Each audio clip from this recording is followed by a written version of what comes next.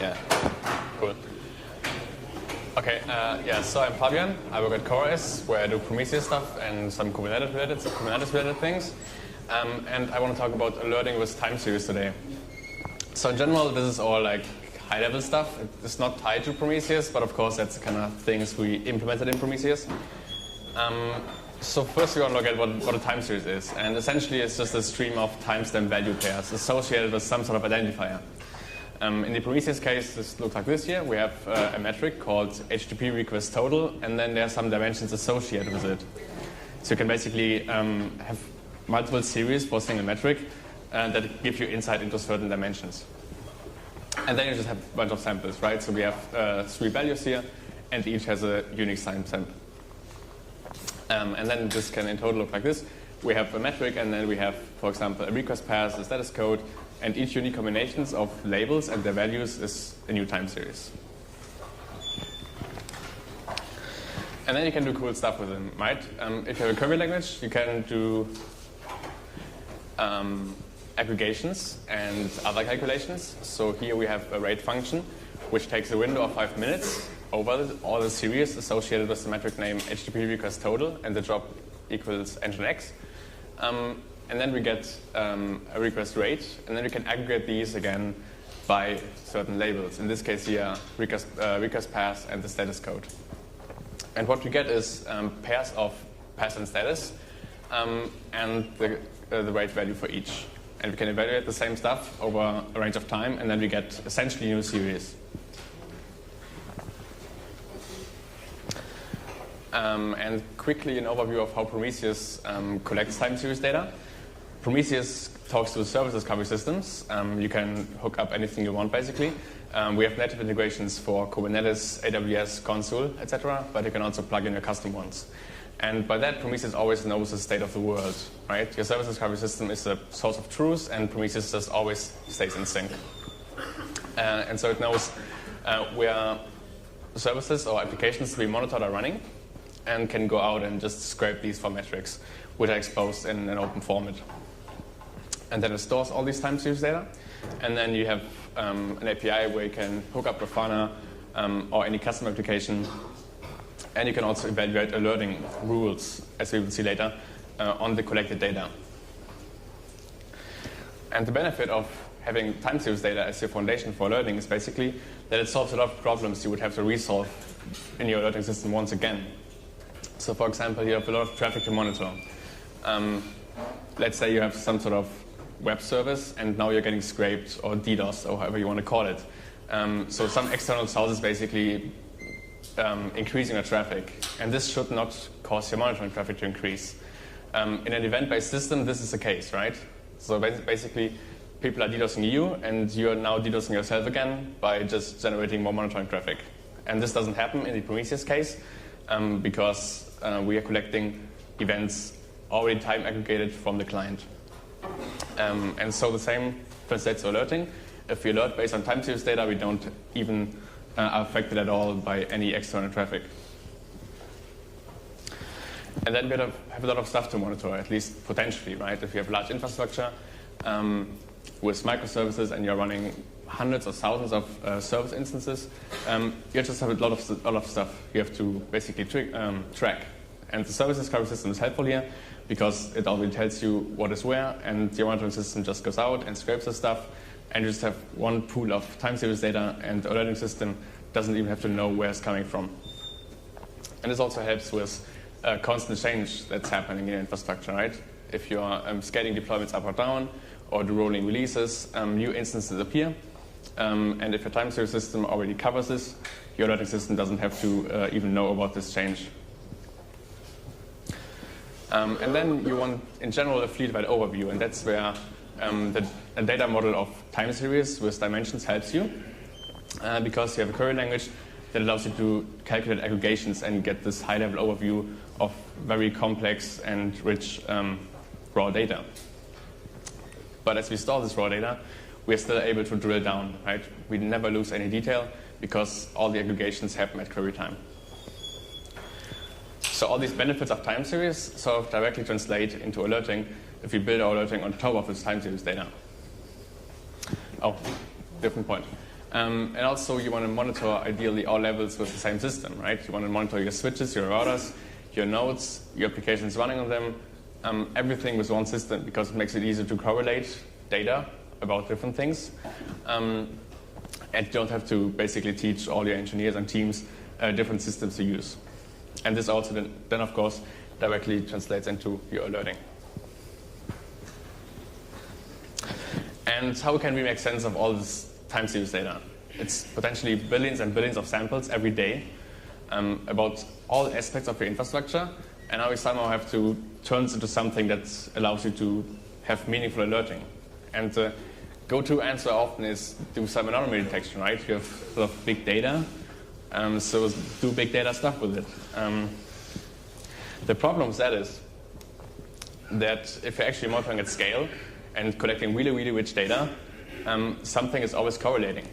So some smart machine learning algorithm might be able to detect problems in 1,000 different time series, but if you have 20, 30, 40, 50 million time series, there's always some noise that is probably triggering some signal.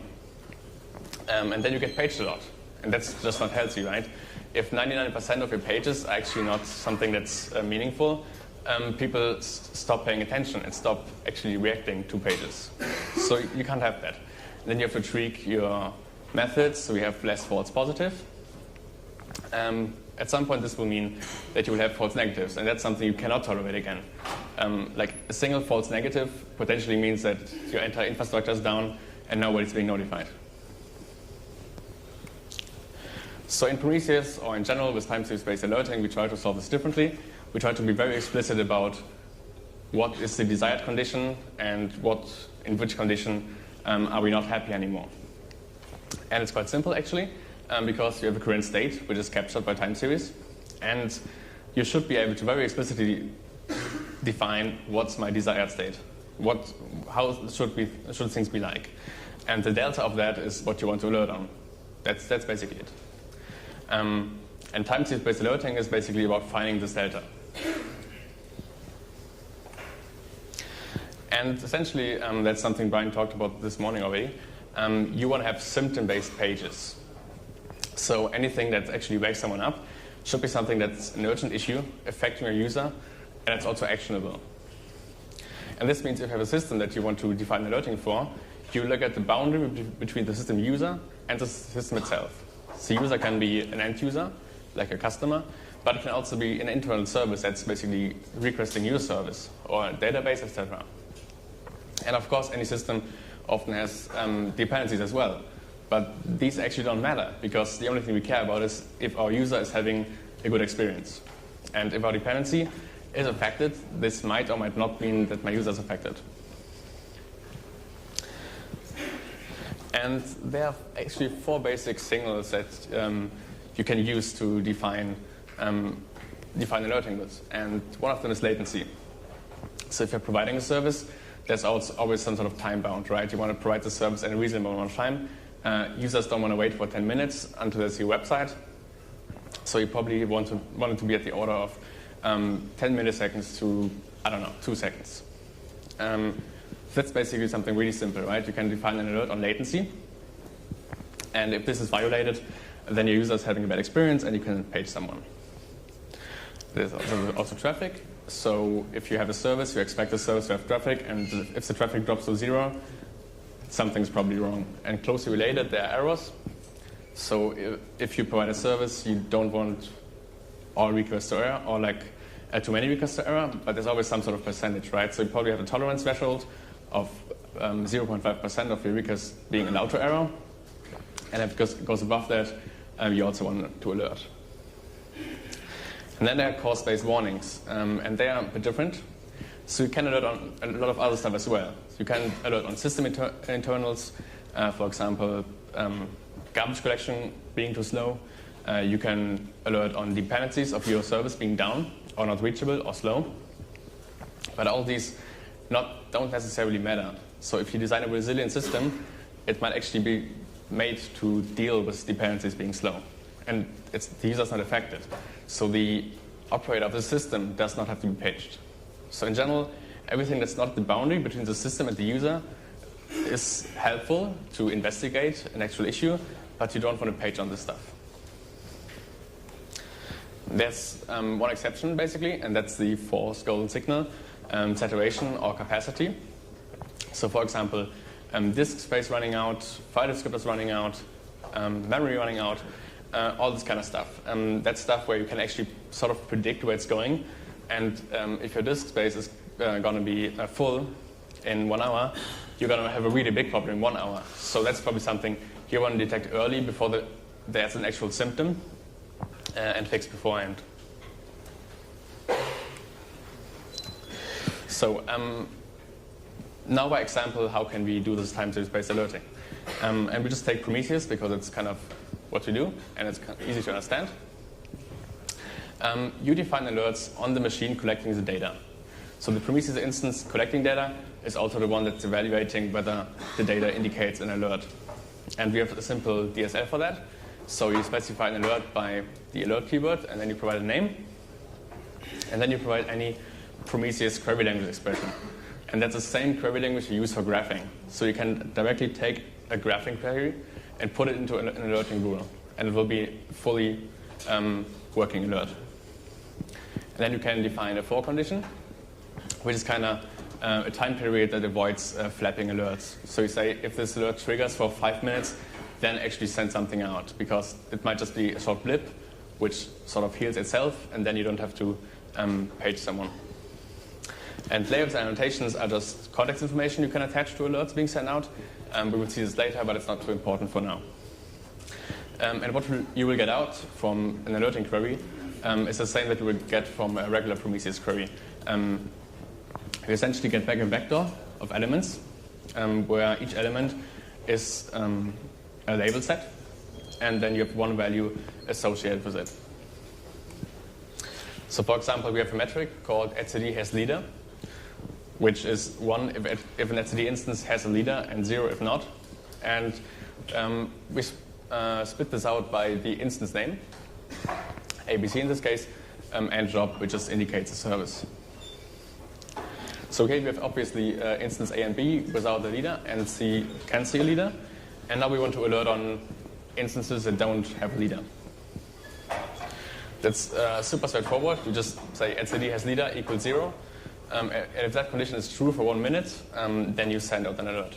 And you attach the label severity page, which is later used downstream in your routing system to define how to notify about a certain alert. Yeah, and an alert in the end is also just a label set, as we can see here. So now 2 more complex examples. We have a metric request total, and that's just a counter which is incremented for every request the application receives. And it's split out by the request path, by the instance obviously, and by the request method. And in the same way we have a counter for errors for these requests, which is split out by the same path. So in the end, request errors divided by request total will give you the percentage of errors you currently are seeing. So now we want to define an alert, and first of all we have to take a rate, because this is just a counter, and we want to get the per second value over a certain time window, in this case here 5 minutes. And then we have, for every single series, we have now a request error per second rate. And we want to sum this up, right? Because if we have 200 service instances, this would otherwise yield up to 200 alerts. So we sum this up and say, if this is greater than 500, so more than 500 errors a second, we want to alert. And the problem here is that this is an absolute threshold. So this alerting rule needs constant tuning whenever your scale changes, which can mean different things. So either over a day your traffic changes, right? You have sort of a curve of your users being active or not. So over time the threshold here in the dashed line changes its semantic meaning with respect to the total traffic you have. So this is not really good, because at the spikes throughout the day, it will trigger even though nothing really changed. Another case is traffic over months, right? You are have a growing user base, and people are just using your service more, and now you always have to go and check, did my total traffic increase, and should I adjust this alert again and again? And similarly, just spikes, for example, if you get I don't know, popular on Twitter or something, and a lot of people are coming into your site, this also causes spikes, and this also might cause your error rate to go above the threshold, even though it just stayed the same with respect to the total traffic. So, to avoid this, we can just obviously take the errors relative to the total traffic. So we now divide what we did before by the total request rate. And now can say if the fraction is greater than 1%, then we want to be alerted. Which means we now defined for our entire service, for all the instances, a global threshold of 1% of requests that are allowed to error before we page someone. And that's better, because now the dashed line is sort of adaptive to our traffic. That's pretty nice. But the problem here is that we are losing dimensionality. So we are losing detail, and signals might cancel out. The simplest case is, let's say you have a contact form, which is probably rarely used with respect to your index page, right? And now your contact form can actually error every single time a user requests it, but it will totally be lost in the noise of the index being the index page always loading successfully. So the sum can be this blue line here, right, which is like way below the threshold, but a certain path or request method can actually be erroring way too often. So you want to preserve this detail. And for that we can actually preserve certain label dimensions of our metrics in the aggregations we do. So now we don't sum everything.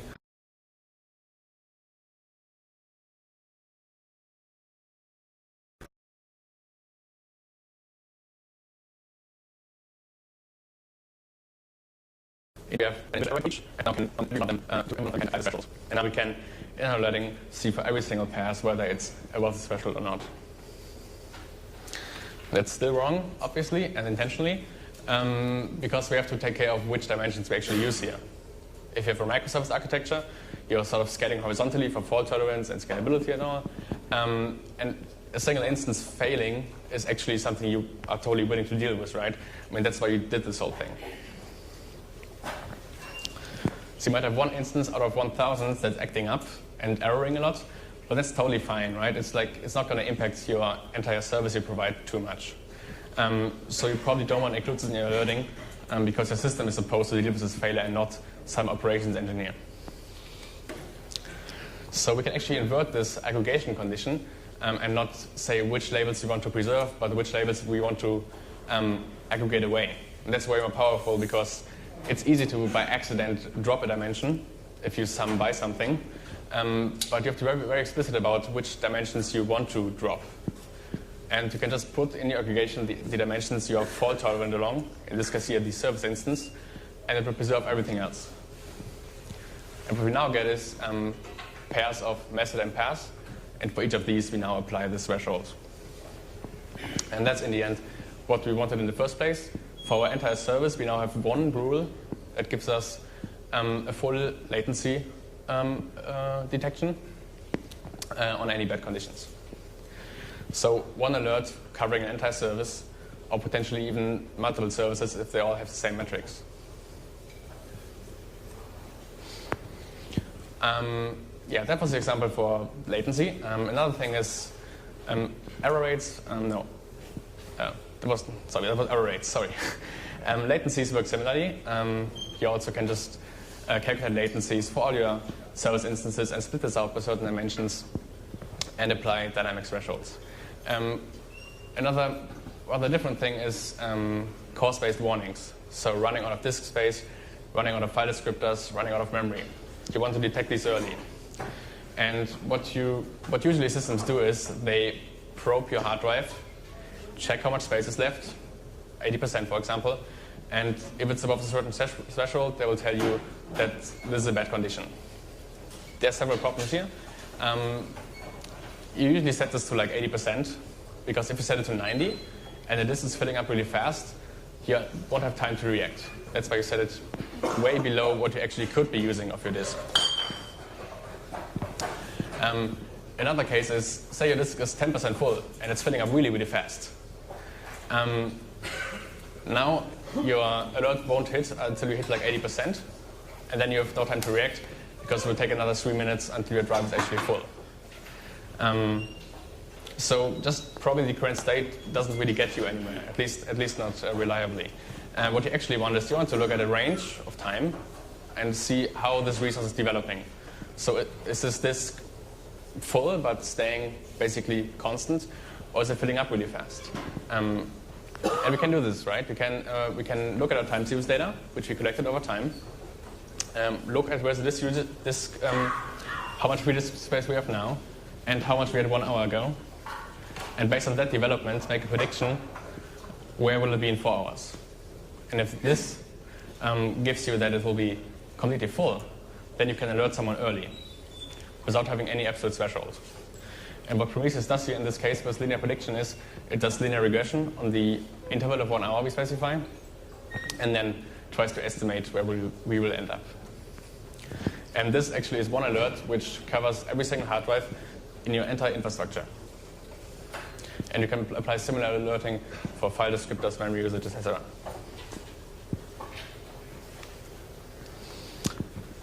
You also can see a nice use of annotations here. So we want to provide the receiver of the alert with some detail, right? Just sending a disk full within 4 hours is not really helpful if you don't know which drive is actually affected. And of course, this information is preserved in the label dimensions. And we can use these label dimensions that are in every alert to define annotations which give you rich information about what's going on. So here, for example, is a description. And for every alert that's generated, we generate one description which is templated using labels here. And can specify, the alert you will get will specify very clearly which device is affected, on which mount point, and on which machine.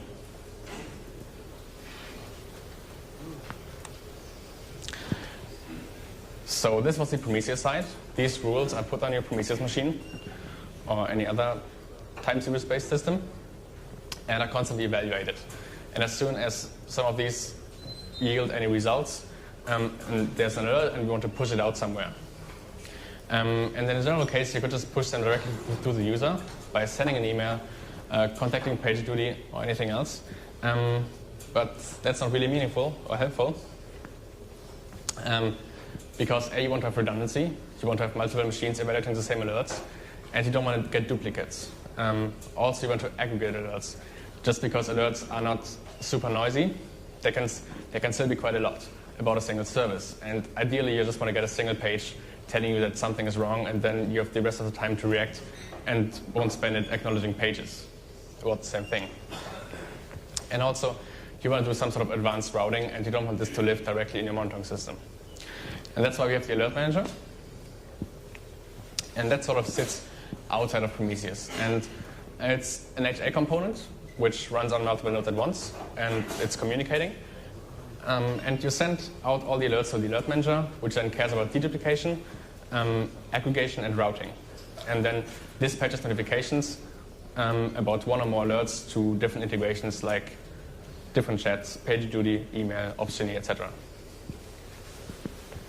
So to visualize this a bit, let's say we have alerting rules sitting in some Prometheus machines. Doesn't really matter which one, but they're generating alerts. And a single alerting rule can potentially generate thousands of alerts every second, in theory at least. And what you get is this stream of stuff. High latency for service X, in zone EU West, for this pass, for this method. And then the next one is about a different pass. And then the next one is a duplication of that one. Just this stream falling out. And that's not really what you want to receive, right? You don't want to get all these pages every few seconds.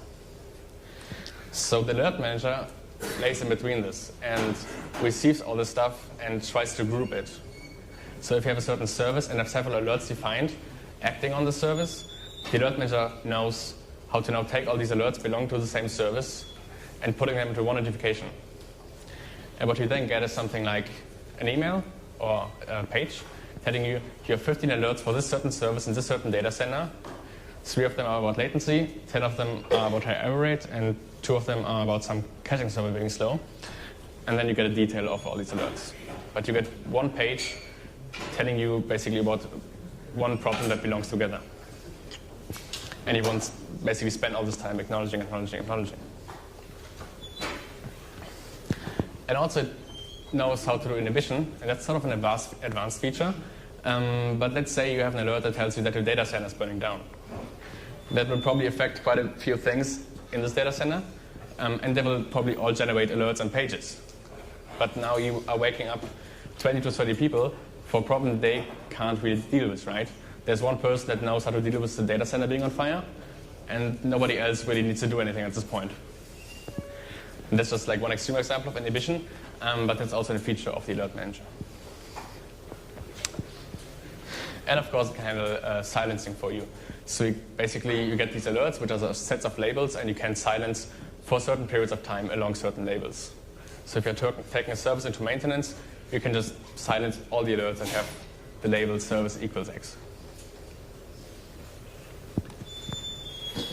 So anomaly detection. People still want this in a way for certain things. It's really not necessary. If you just cover these 4 golden signals, you have really reliable alerting, but you can do it.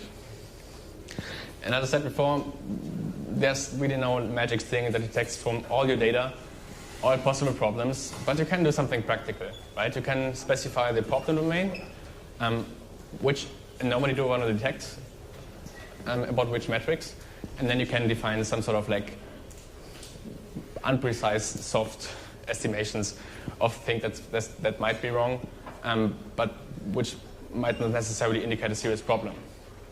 And these can be helpful and interesting, but they should probably never be paging. So as one example, we have requests, which are the blue line here, and they're kind of spiky, but we want to alert now on requests over the courses of days being out of the normal.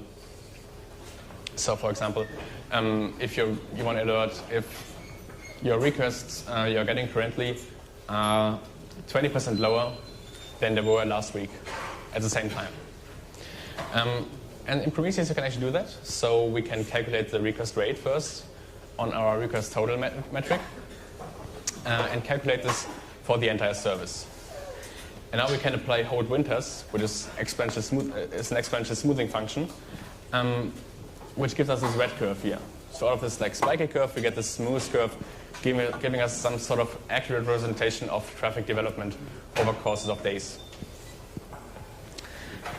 And now we can use these metrics we just generated to calculate this alert that notifies us if our traffic is 20% up or down, out of the 20% range of the traffic last week.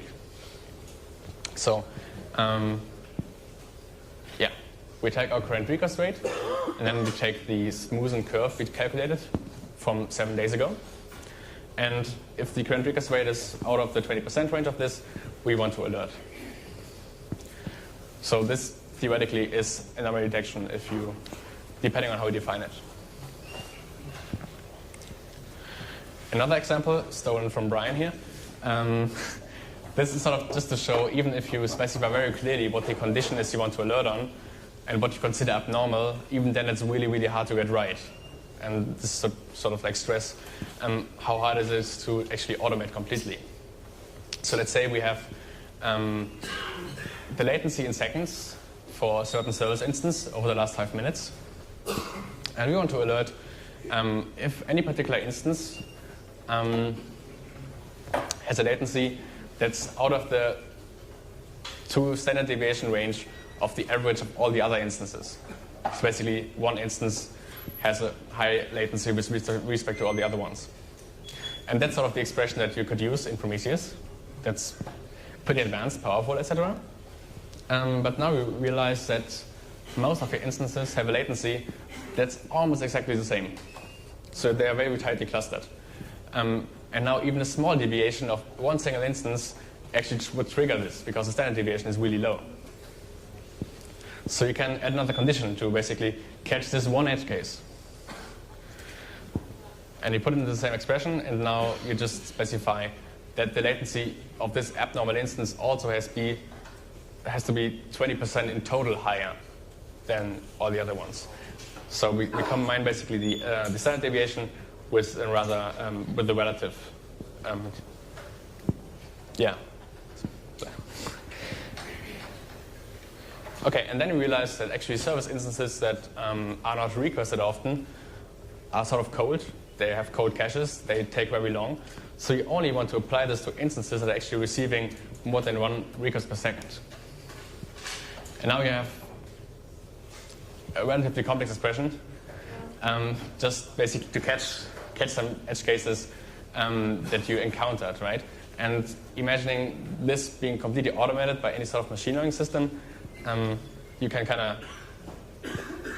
of guess how well this is going to go. Self-healing, also possible if you want. So in theory, Prometheus scrapes something, gets metrics, evaluates an alert, sends out a notification about this alert, and the alert manager can actually hook up and notify any system you want. So you can just write your own webhook that the alert manager sends alerts to, that then evaluates these alerts, expands the label sets, checks what the alert is about, and can then take action. So in theory, let's say you have an NTP drift, and you just want an automated system that just sort of restarts a node whenever this happens, and you can define an alert on that. Alert manager notifies this just sort of small server that just reboots nodes, and this one can take actions based on the alerts that came in. So much for self-healing. That can also be built in Series if you want to. So in conclusion, you want symptom-based pages. Everything you wake someone about should be from the boundary of service and the user of the service, and should be actionable.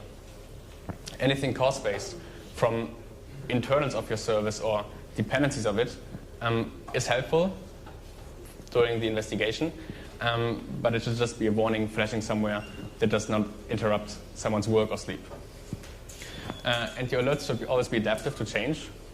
They should preserve as many dimensions as they can, but be very sure to aggregate away dimensions that you're fault-tolerant along and that you want to ignore. And for anything related to capacity planning or saturation detection, you want to use linear prediction. Yeah, and if you want to, you can do anomaly detection. Their alerting expressions are very powerful. You can go as far as you want, but you probably don't need it, and you certainly should have a page on it. And the raw alerts generated by these alerting rules should not be consumed directly by a human. There should always be some sort of intermediate layer, like the alert manager, that actually does aggregation and meaningful routing of alerts. That's it.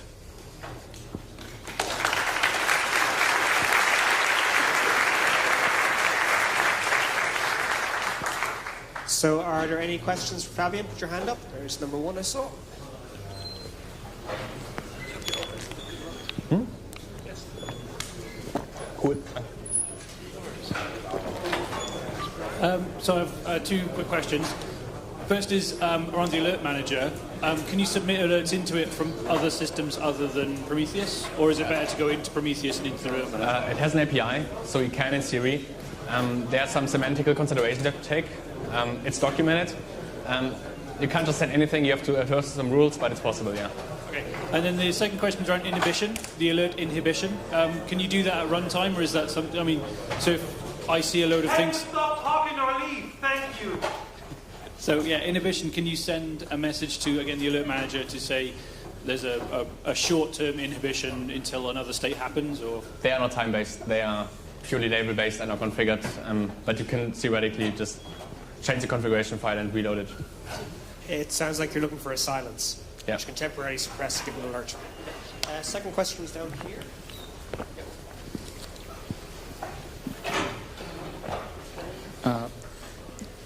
We want to monitor how many nodes in the cluster are offline, for example. In this case, should be done using the description of an alert, or in alert manager should aggregate and decide where to notify a human if like 20% of nodes in the cluster are offline. So the question is, who is responsible of actually notifying the human? And then which module, the alert manager or the alert itself, should include a rule that certain number of nodes are offline, the aggregation threshold.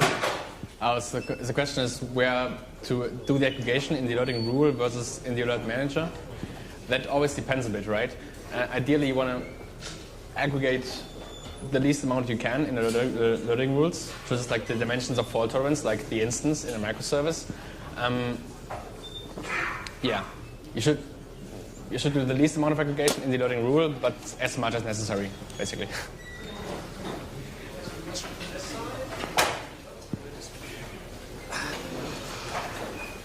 Why are you all congregating the questions in one section? Hi. Some of the rules that you're using those queries you're using to define alerts looked pretty sophisticated. Do you have a way of testing those without actually having to deploy them to real systems so that you know that... Sorry, I've come up there. It's too squeaky. The question is, do we have unit tests for rules? The question was, do we have unit tests for rules? No, but we want to. That's basically it. Next question. Now you're on that side of the room.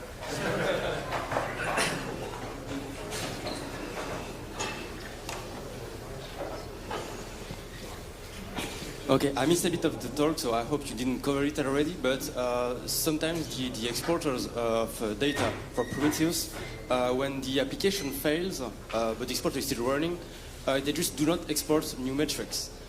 So how would be a good way to have an alert that triggers when no new metric appears on that metric? Well, no new values for that metric. Yes, so in general, so the question is, if we have an exporter that exports metric or an application, and the application is down, but the exporter is still alive and exporting metrics, how do we alert on the application being down? And the general case is just you have your exporter having a metric where that can reach the application itself. And then you alert on this single time series or metric. Any other questions? Someone on this side, please. Don't also run around again. Any more questions? Going once? Going twice? On? Thank you, Fabian.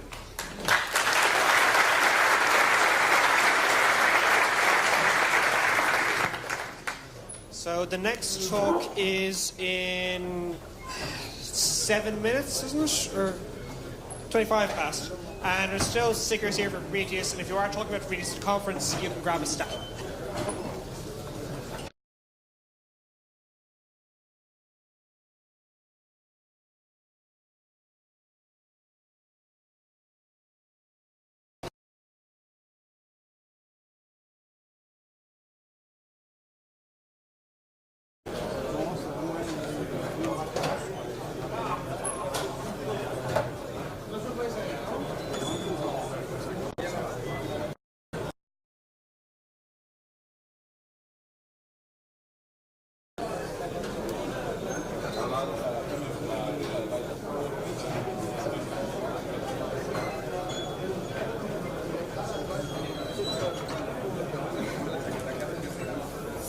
Isso